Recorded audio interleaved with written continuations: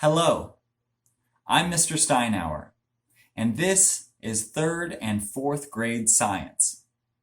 Today, we'll be going over forces.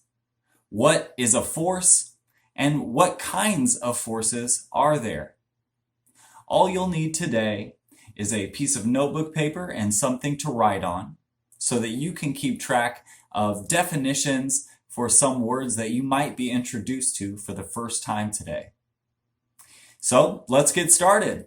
First things first, let's talk about forces. A force is a push or a pull in any direction. We can push something away from us, or we can pull something toward us. That can happen in any direction in any number of ways. When we bite into an apple, our teeth push into the apple. When we're closing our door, we're pulling that door closed.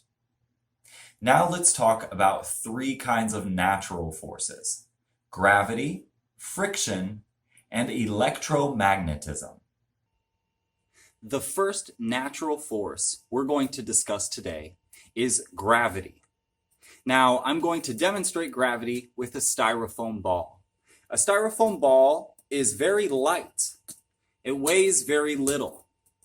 But what's going to happen when I drop this? Well, let's find out.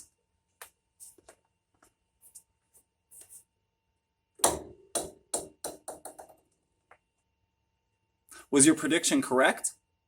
You probably thought the ball is going to drop, Mr. Steinauer, of course. And you're exactly right. And that is because of a pull force coming from the center of the earth. This pull force is called gravity.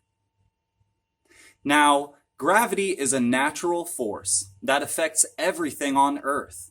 Every single thing that's on it. You, your shoes, everything around you, these chairs, everything in this classroom, even the air that I'm breathing and the air that you're breathing. Gravity is a force that affects everything on Earth and any object that's large enough to have gravity. The moon has a little bit of gravity, way less than Earth's, and the sun, which is massive compared to the Earth, has a tremendous amount of gravity compared to the Earth. We couldn't walk on the sun, even if it weren't super hot. The gravity would smush us completely. The second force that we're going to talk about today is similar to gravity in one way. It affects everything on Earth. You can't escape it. It's the force of friction. Friction is a force that pushes against another force. So gravity is a pull force coming from the center of the Earth. But friction is all over. Any effort you make, any force you put into the world, friction is going to push back. I have here a notebook. I'm going to demonstrate friction using this notebook. As I pull this notebook toward me, there's a force that's pushing against me, making it so this notebook doesn't just fly right to me when I touch it. That's friction.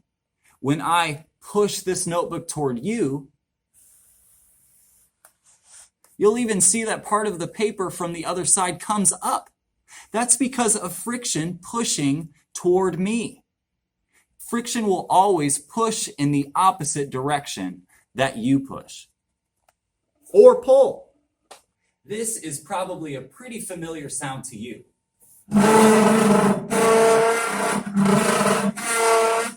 It's an awful one, I agree. But it's another demonstration of the force of friction. When we push out from the table and move our chair, friction pushes against us. As we push back, friction pushes forward. The third and final natural force that we're going to discuss today is electromagnetism. Now take a look at that word and listen to it as I say it once more. Electromagnetism. Now, what 2 things do you think electromagnetism describes? Take a second to think about that and then say it out loud. What are the two things that electromagnetism probably describes?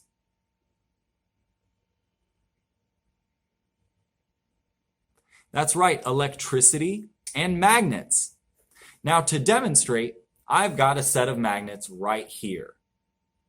Now every magnet has a north and a south pole. They are opposite poles. Earth also has a north and a south pole and is affected by metals spinning around in the core, creating a giant magnet. Now, we have a tiny magnet here, two tiny magnets, to demonstrate the concept of electromagnetism. So these magnets are opposite. Opposite poles, a north pole and a south pole, will always be attracted to each other. Opposite charges in electricity will always also be attracted to each other. But what does it mean to be attracted in science? That means there's a pull force happening. So when we take these magnets and hold them near each other, they're going to snap together. And that is because of a pull force known as electromagnetism. Now, what would happen if I take two of the same pole? I have two of the same pole here. Now, whether they're north pole or south pole is not important because electromagnetism works on the north and south poles in the same way. So when you have two of the same pole as magnets or two of the same charge as electricity, those actually repel each other. Now, what does it mean to repel? Repel means to push away. So the same poles or the same charge will actually push each other away. It almost feels like there's a little ball in between them, like a marble I can't get around. So electromagnetism, once more, says that opposite charges or opposite poles will pull toward each other. The same poles or the same charges will push each other away. This is electromagnetism. And that is the third and final of our natural forces that we'll discuss. Let's review what we've talked about today. A force is a push or a pull in any direction. We can push away or we can pull toward. Gravity is a pull force coming from the center of the earth. Friction is a force that pushes against another force. And electromagnetism describes two things. First, opposite poles or charges pull toward each other, and like or same charges and poles push each other away. We'll talk more about that in a future lesson. Now it's your turn to find evidence or proof of each of these natural forces. Find evidence for gravity. My evidence was dropping a ball and seeing what happened to it. Find evidence of friction. I used a notebook and pulled it toward me and pushed it toward you. I also moved a classroom table.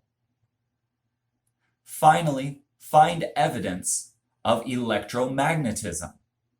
Remember, that covers electricity and magnets. My evidence was those tiny little magnets, and I also described how the Earth itself is a giant magnet, then described lightning as natural evidence of electromagnetism. When you found evidence for each of the three kinds of natural forces we discussed, share them with a loved one. That concludes our lesson for today. It has been my pleasure having you in class. I'm Mr. Steinauer. See you next week.